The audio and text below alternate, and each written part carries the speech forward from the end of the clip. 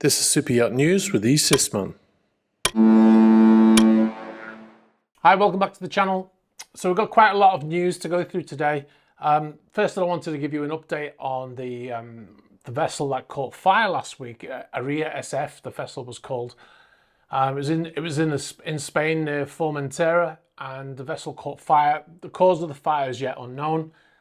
Because of the result of what happened to the vessel, it might never really be known. I'm sure the crew have got some idea that they'll at least know where the fire started. So we'll sure to get that information at some point, but it's too early right now. So after the fire had sort of started to burn itself out, the vessel was towed by the Salvamento Marine, the Spanish search and rescue, and they moved the vessel. And the idea was to let the fire burn itself out and then to tow the remains of the vessel to the mainland. Unfortunately, however, the vessel sank in this location, and the vessel has to be recovered from the seabed.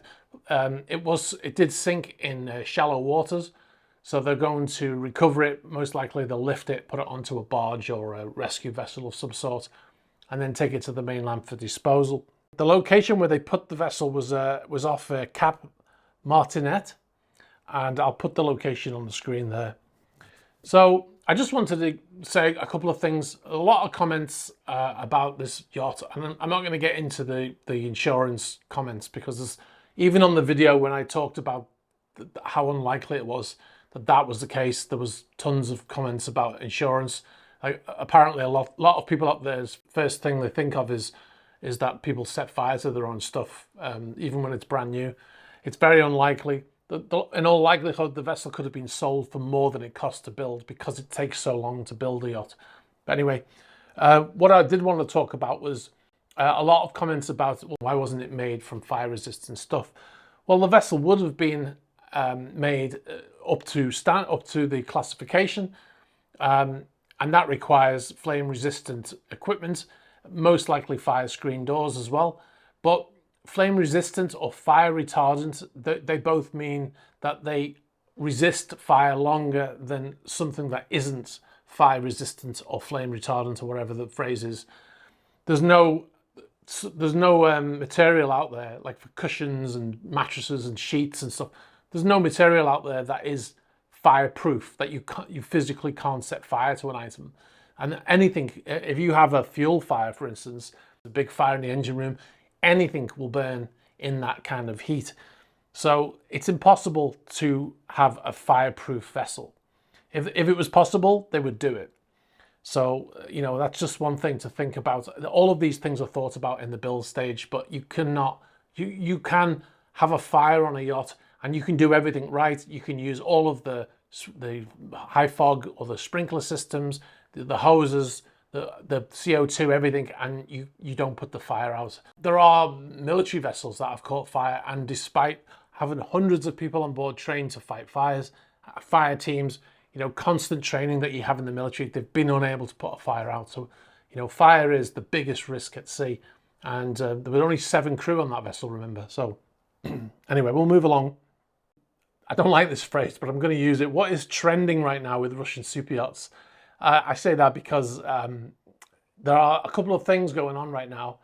One of them I understand completely, and the other one not so much. So the two things that are going on right now with a lot of these sanctioned superyachts is the first one is re-registering to new flag states. Now I understand the reason why, because many of these vessels, or a number of these vessels, have been kicked out of their flag state because of the sanctions. So they've had to find a new flag state. That makes sense. The other thing that is trending right now is changing the designation of the vessel from yacht to houseboat. Now that is something I don't really understand. I don't know whether it has any legal differences in registering, or they're just trying to hide from you know, like applications that track yachts and stuff like that by calling it a houseboat. But we'll go through all the vessels that we've discovered have recently changed flags and re-registered as houseboats. Now the first one, and the biggest one on the list, is motor yacht Scheherazade. Now this vessel has been in Marina di Carrara in Italy for a long time.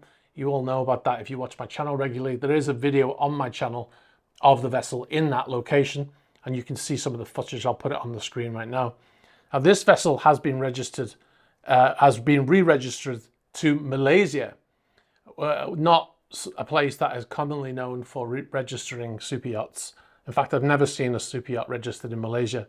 And they've also re-registered as a houseboat. I mean, 140-meter super yacht registered as a houseboat. I mean, it's not been showing on AIS for over 5 months. So when you go to AIS applications, it still shows as being registered in the Cayman Islands because they haven't switched on the AIS. And the minute they do, it will change all that data that they've changed. They'll have to update the AIS when they switch it back on, and that data will all get updated. Another vessel that has changed, reflagged in the last couple of weeks is Sailing Yacht A. Now, you all know Sailing Yacht A, the big, most people say ugly sailing yacht, sailor's sister yacht, owned by Andrei Melnichenko. Now, this yacht was registered in the Isle of Man, and Isle of Man were very quick to deregister sanctioned super yachts. Both Sailing Yacht A and Motor Yacht A were deregistered at the outbreak, and especially when Melnichenko was sanctioned. Now, Sailing Yacht A has been re-registered in Sierra Leone, which is another place that I've never seen a flag from Sierra Leone on a super yacht. Now, if you know of one, be sure to put it in the comments, but I have never seen a super yacht registered in Sierra Leone, I can't even say it. So she is still in Trieste in Italy. She's still arrested. I would imagine they must have done this before the Italians took over control of the vessel. I can't imagine the vessel being re-registered during it being frozen by the Italians. Okay, so we'll move on. Another vessel that has been re-registered to Sierra Leone is Motor Yacht Galactica Supernova. Now, it was in the Cayman Islands, and I think that it must have been, I don't know whether it was deregistered from the Cayman Islands or whether they've done it themselves. The Cayman Islands are very quiet about this, so they haven't made any, that we're aware of, even any announcements about any vessels being deregistered.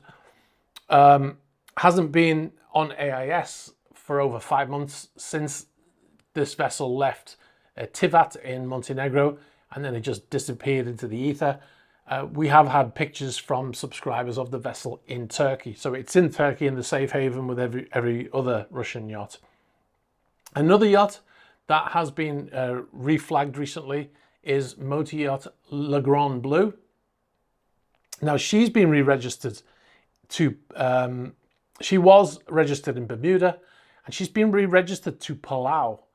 Now, if you don't know where Palau is, it's southwest of Guam, so in the Philippine Sea, and that is another place that I've never seen a flag from Palau on a super yacht. So yeah, very interesting times. They're obviously looking for flag states that are going to accept them first of all, and also out of the reach of any sort of sanctions or anything like that. So yeah, so very interesting there. A lot of information about different yachts. So we are tracking yacht registrations and stuff like that. So yeah, so any changes come in the future, we'll let you know. So just before I go, I've got one last thing. This was sent to me by a subscriber. This happened in Cala di Volpe, which is in Sardinia. And you can see very poor weather conditions, fog, plus very high winds. And you can see one vessel very slowly encroaching on another. The white vessel, I'm told, was at anchor, or it was connected to a bollard, a floating bollard. And the other vessel, which I believe is called Ninja J, it crept up like a ninja on the other vessel, and it looks like it actually made contact with the other vessel. It's very difficult to see in this footage, but it looks like there was a collision there, a very slow collision. I asked the person who sent it to me if they knew what happened. They said they didn't really. All they knew is what they saw in that video. It looked to me like the possibility was that the vessel, the silver vessel, had possibly been at anchor and dragged its anchor, maybe lost its anchor. But usually, and I've been on a vessel that's lost an anchor, usually when you lose your anchor, you're going backwards, because as the wind blows the vessel, the vessel spins around on the anchor in the direction of the wind, and then when the anchor breaks or you drag the anchor, you end up going backwards. So I'm not quite sure what happened there. If you have any more information about this accident, please get in touch. I don't know if there was any injuries or anything like that. I doubt it, because it's such a slow moving thing. But yeah, so that's it, guys. That's everything I've got for today. If you've got any information that you want to send, please send it through the normal methods. You can get us through the About page of YouTube. You can get us on Facebook Messenger. You can get us on Instagram, and you can get through to us on Threema. Be sure to like this video, hit the subscribe button, and hit the bell for future notifications. All right, guys, thanks very much for watching, and I'll catch up with you soon. Bye-bye.